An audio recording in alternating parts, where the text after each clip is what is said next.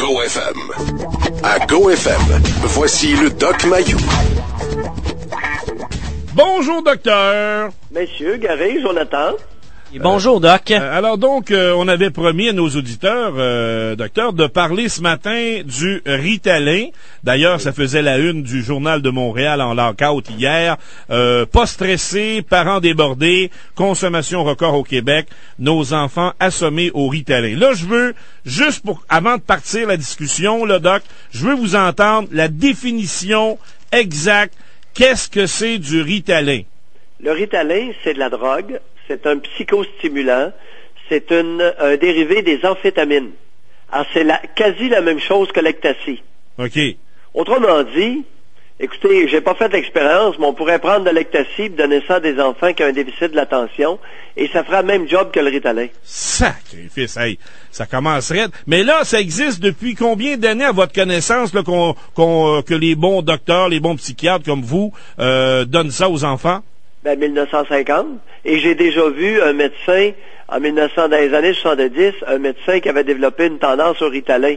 Il travaillait très fort, c'est un médecin de famille en campagne, et il prenait du Ritalin pour se stimuler, pour se donner de l'énergie. Mm-hmm. Ah, c'est de la drogue. Les camionneurs connaissent bien ça. C'était aussi appelé pep-pill. Alors, les camionneurs qui prennent du Ritalin, ça les empêche de s'endormir. Ouais. Bon, mais là, vous pensez quoi de ça, la consommation de Ritalin qui est finalement un record? On dit que le Québec est en tête de liste au Canada. C'est quoi votre commentaire? On est en tête de liste pour le Ritalin pour les enfants. On est en tête de liste pour les antidépresseurs, surtout chez les adultes, mais particulièrement chez les femmes. Et on est en tête de liste pour l'Ativan. L'Ativan qui est un analogue de l'alcool. C'est la même chose que de l'alcool en comprimé. Et le Québec bat le reste du Canada d'une bonne longueur d'avance. Alors, c'est trois produits où on est chez les enfants, chez les adultes, particulièrement chez les femmes. OK, mais restons avec les enfants, si vous voulez bien, docteur, là. L'histoire du déficit de l'attention, le trouble du déficit de l'attention, ça, là, c'est quel hog qui a décidé que ça existait, cette affaire-là? Ça fait longtemps. On appelait ça de l'hyperkinésie. C'était surtout des petits garçons. C'est principalement le premier petit garçon d'une famille, l'aîné d'une famille, demandez-moi pas pourquoi. Et ça s'est aussi appelé dysfonction cérébrale minime. C'est un trouble cérébral, le déficit de l'attention avec hyperactivité, et ça a eu différents vocables dans le passé. Alors ça fait en sorte que l'enfant, le petit garçon principalement, a de la difficulté à se concentrer, il bouge tout le temps, et il est maladroit à découper et à colorier. Il y a un trouble de motricité fine.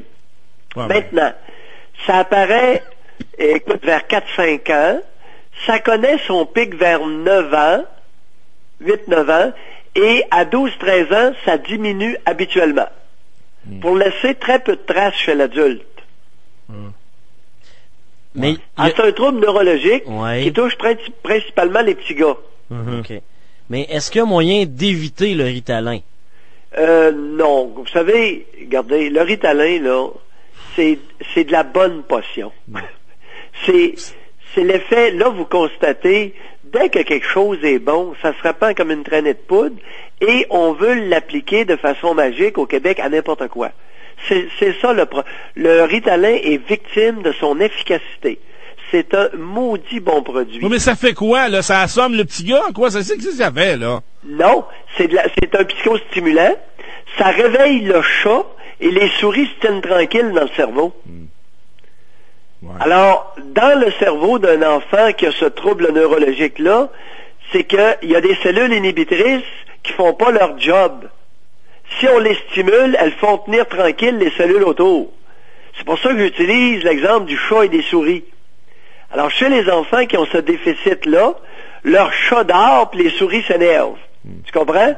Alors, on réveille le chat avec un psychostimulant, puis calme toutes les petites souris autour.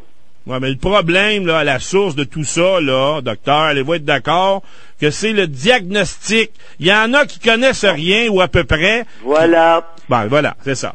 Il est là le problème. T'as tout dit. Merci. Alors, c'est un traitement extrêmement efficace, et à partir du moment où le traitement est bon, on pense l'appliquer de façon magique à n'importe quel enfant tannant.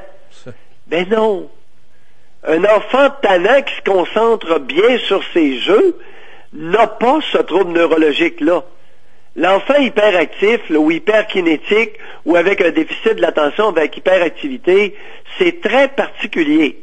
Alors, ça touche à peu près un enfant sur 50. Fait que c'est une couple d'enfants sur 100. C'est assez fréquent. Et lorsque ça arrive dans une classe, le professeur va passer une mauvaise année. Parce que ils sont vraiment tannants, ces enfants-là. Et, en leur donnant la drogue, le Ritalin, ça réveille leur chat, et là, ils sont beaucoup plus tranquilles, concentrés, à leur affaire, et avec une écriture très améliorée. C'est magique, ça agit en 20 minutes, les copains. Je vous dis, c'est spectaculaire. Ouais. J'ai vu un enfant, qui était le dernier de la classe, prendre du Ritalin, et un mois et demi plus tard, il était le premier de sa classe. Tellement c'est magique. Ouais, mais ça va-tu le traîner toute sa vie, ça? Il est-tu pogné avec ça toute sa vie après? Non, je t'ai dit tout à l'heure, Garé, que vers 12-13 ans, dans la plupart des cas, ça s'améliore de façon naturelle, ce trouble neurologique-là. Bon. Et, dans la plupart des cas, à partir de 13-14 ans, ça fait plus aucune différence, même qu'ils prennent du Ritalin ou pas.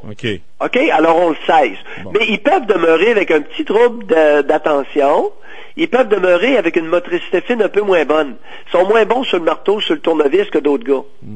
Mais c'est pas handicapant, là. Ouais, mais ce que Gary amène, là, comme problème, c'est l'automatisme qui a été créé chez ceux qui prescrivent ça aux enfants qui en ont peut-être pas besoin. C'est en plein ça. Tout est là. Et vous avez entendu la grande psychiatre de Québec, Annick Vincent, hier déclarer sur les ondes de Info 690 que écoutez, on le prescrivait pas ça encore. Ben oui, c'est ça. Alors Annick a manqué une belle chance de dire c'est évident qu'on le prescrit mal. Ah, c'est ça. Il y a peut-être certains cas qui en auraient besoin qui ne l'ont pas, mais c'est distribué comme des nananes, exactement comme les antidépresseurs chez les adultes et l'Ativan. Puis le Rivotril, le maudit Rivotril. Alors oui, au Québec, on est rendu au point où les médecins distribuent certains comprimés, certaines médications, comme du bonbon. Oui, c'est vrai. Je ne nierai pas. J'étais en hostie encore hier. Il m'arrive un alcoolique avec atteinte au cerveau qui prenait Rivotril 6 mg par jour. Il va falloir que je le sèvre. Ouais. Maudit, tu sais, je veux bien essayer de l'aider, mais il y a un imbécile, il y a 4 ans, qui est allé lui donner ça, alors qu'il avait été sevré à l'Ativan en milieu hospitalier. C'est cet imbécile-là qui devrait être devant le collège des médecins, pas vous? Oui, c'est ça. Maudit, ça se fait pas, ça, les gars. Alors, il y a des affaires, oui, on fait bien d'en parler. Bon, l'autre point, c'est qu'il y a des médecins qui donnent du Ritalin 7 jours par semaine. Dans des cas archi exceptionnels, je suis pas nécessairement contre, mais ça coupe l'appétit. Et si vous coupez l'appétit chez un enfant 7 jours par semaine, 365 jours par année, vous nuisez à sa croissance. OK? Le Ritalin, lorsque vous le donnez, oui, ça coupe l'appétit, mais lorsque vous le donnez 5 jours par semaine, puis que vous en donnez pas, vous prenez la formule retard qui cesse de faire effet vers 3-4 heures dans l'après-midi, vers 3 heures, à ce moment-là, il soupe, OK? Il soupe mieux, et puis il prend une bonne collation en soirée. Et les fins de semaine, il mange, parce qu'il a faim. Il y a un effet rebond d'appétit les fins de semaine. Donc, de cette façon-là, on nuit pas à sa croissance. Tu sais, il y a des choses à savoir concernant le Ritalin. C'est pas n'importe quoi. Oui, c'est de la drogue, mais c'est une maudite bonne drogue lorsque bien utilisée, comme la morphine, Garé, quand on va à l'hôpital et on fait une crise de cœur, puis qu'on vient d'être opéré, la maudite morphine, on l'apprécie. Ben oui. Et la morphine, c'est de la drogue. Ben oui, je sais. J'ai été drogué pendant 3 mois. Moi, je le sais ce que je veux dire, docteur. J'étais drogué, j'étais un zombie. Mais, docteur... Je l'ai aimé quand je me suis fait arracher une jambe d'après le corps. Ben oui, moi la aussi. morphine, elle m'a fait du bien. J'étais dans les vapeurs. C'est ça. Tu sais, puis je flottais. D'ailleurs, à un moment donné, moi, je sonnais à la cloche, j'étais à l'hôpital, je sonnais à la cloche après la belle petite infirmière sexy. Je voulais voir ses belles petites cuisses. Et j'y demandais, as-tu ma drogue? Puis là, elle venait me porter une dose de drogue. Je te dis que je devenais calme. Mais, docteur, en terminant, on termine là-dessus. Avant d'arriver au psychiatre, il y a l'étape des professeurs, des enseignants et des enseignantes surtout, parce que les professeurs, il y en a beaucoup plus que chez les mâles, on le sait. Oui, au primaire, puis c'est correct qu'il en soit ainsi. Oui, d'accord. Et là, après ça, il y a les parents. Moi, je veux juste savoir votre opinion. Professeur versus parent c'est qui a la responsabilité d'arriver après ça puis de se retourner vers le psychiatre ou le docteur? Non, mais c'est ensemble. Ah oui? Oui, c'est un exercice de concertation. Alors, les parents, les enseignantes sont les mieux placées pour détecter les cas de déficit de l'attention avec hyperactivité. Okay. Les hyperactifs, les bonnes enseignantes le savent rapidement parce que l'enfant est incapable d'arrêter de bouger sur sa chaise. D'accord. Il y a un trouble de motricité fine et il y a un trouble de l'attention. Alors, lorsque cette triade-là est présente, écoute, il peut dire allez consulter parce que c'est vraiment tannant pour une enseignante là d'avoir ça dans face à la journée longue. Tu sais, je les comprends. Mais le gars qui a dit hier... L'enfant qui est tannant, qui est fru, qui est malmené, que les parents se droguent, que ça se bat dans la maison, ça se chicane, c'est conflictuel, puis qui est malheureux, puis qui arrête pas d'agacer les autres enfants pour se défouler, ça ne se soulage pas au Ritalin, là. Oui, mais le gars, hier, il en a dit une bonne, Doc, quand il a dit, les parents, eux, ils veulent la paix, mais l'enfant bouge parce qu'il a besoin de son papa et de sa maman. Non, regardez, le Ritalin que je prescris aux enfants, c'est uniquement pour les jours de classe et c'est uniquement pour les heures de classe. Ah bon? Okay. Alors, j'invite les parents à être patients. D'ailleurs, avec un enfant hyperactif, quelle est l'attitude magique? Relation 1-1. À peu près tous les enfants hyperactifs sont beaucoup plus tranquilles lorsqu'ils sont en présence seuls avec un adulte. Autrement dit, compte tenu que les familles sont très petites maintenant, à la maison, c'est beaucoup moins pire, un enfant hyperactif. Et vous pouvez, lorsque vous avez besoin de répit, demander à un membre de la famille, viens donc le chercher, amène-le donc quelques heures, seul.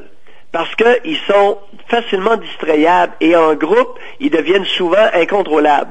Mais, seul avec un adulte, nettement plus sortable. D'accord. Okay. Bon, c'est très intéressant, docteur. J'ai fait une Janine Ross de moi-même ce matin. Et ça vous a ramené à l'époque que vous faisiez des bonnes émissions de radio. Vous vous rappelez, c'était bon maudit dans le temps. Et j'espère qu'un jour, il y a un diffuseur, docteur, qui va vous permettre de revoir votre tribune parce qu'il y a bien des gens qui m'en parlent encore. On vient de le faire ce matin. Oui, mais c'est très... On vient de le faire ce matin. Puis, on le fait différemment. Mais on le fait. Mais c'était le fun, des après-midi complets à vous écouter, docteur. Moi, j'étais assis dans mon Chesterfield chez nous, puis je vous écoutais. Maudit que j'aimais ça. On se connaissait pas dans le temps, mais moi, je vous connaissais. Pestiférais à l'occasion. Non. J'ai toujours été d'accord avec vous, docteur, quand vous ramassiez les mères de famille et la société matriarcale, bing bang. Maudit que j'aimais ça, docteur. Oui, mais Garé, elles sont importantes. Mais oui, je sais. Elles ont un rôle beaucoup plus important que les pères. Mais quand il y avait des innocentes qui vous appelaient ou des innocents, puis vous les ramassiez, bing bang, maudit que j'aimais ça, docteur. C'était la belle époque de la belle radio. Alors, docteur, bonne journée. Et on s'en reparle demain. Salut, doc. Salut, messieurs. Ciao.